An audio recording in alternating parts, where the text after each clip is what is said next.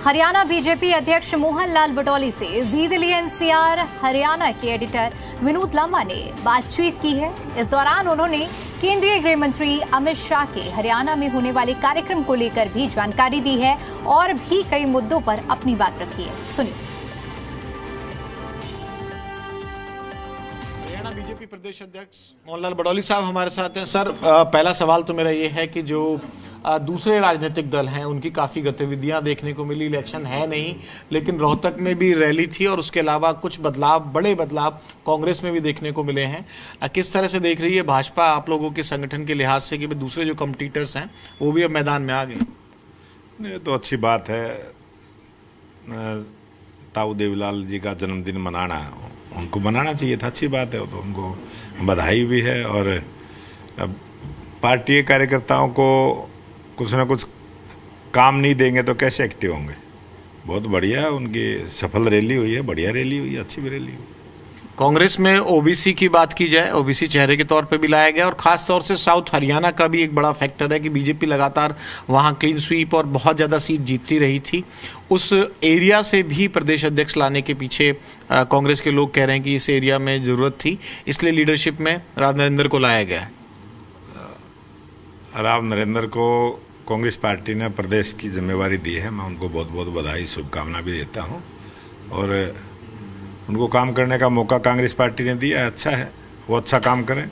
लेकिन जो प्रश्न आपने किया है कि उस क्षेत्र से बनाए हैं और उस समाज से बनाए हैं, भारतीय जनता पार्टी ना परिवारवाद की राजनीति करती है, ना क्षेत्रवाद की करती है, ना जातिवाद की करती है। ये कल्चर है तो कांग्रेस पार्टी में। और भारतीय जनता पार्टी सर्व समाज की राजनीति करती है, 36 बिरादरी को साथ लेकर चलने का काम करती है और सबका साथ, सबका विकास, सबका प्रयास और सबके विश्वास से सरकारें हमारी काम करती हैं और उसी आधार पर भारतीय जनता फैक्टर देखते नहीं आप, क्योंकि साउथ हरियाणा से रिप्रेजेंटेशन दे देना, ओबीसी समाज से लेके आ जाना, सीएम साहब के ओबीसी समाज की भी तो चर्चा होती ही है।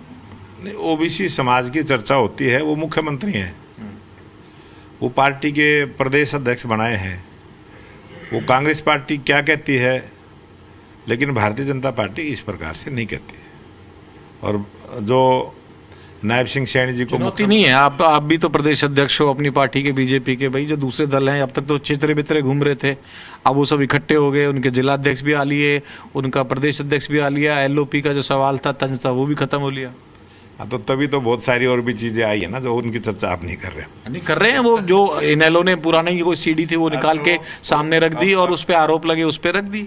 अभी मैं वही बात कह रहा हूँ, अभी तो बधाई देने का टाइम है, अभी समय आगे चलेगा।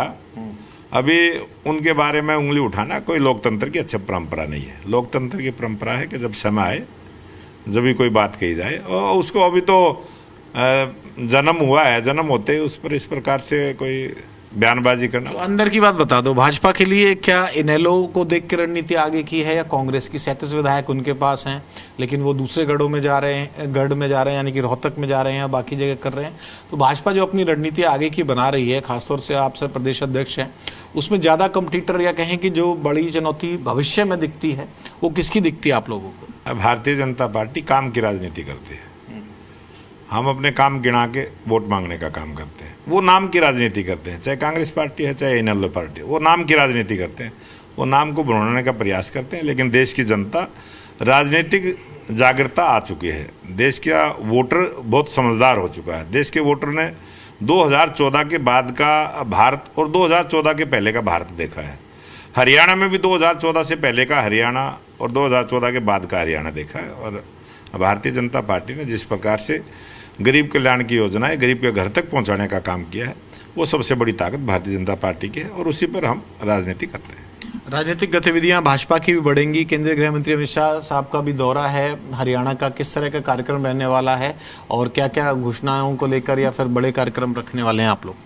देश के गृह मंत्री और सहकारिता मंत्री 3 अक्टूबर को पहला प्रोग्राम रोहतक में रहेगा और वहाँ जो प्रोग्राम है सहकारिता विभाग का प्रोग्राम है। उसके बाद कुरुक्षेत्र में जो प्रोग्राम रहेगा वो सभी एडवोकेट, लॉ में पढ़ने वाले बच्चे और जो 3 कानून का परिवर्तन, उन सब विषयों को लेके वहाँ एक 3 दिन का सेमिनार टाइप वहाँ एक प्रोग्राम रहेगा और बहुत विस्तृत चर्चा उसमें रहेगी।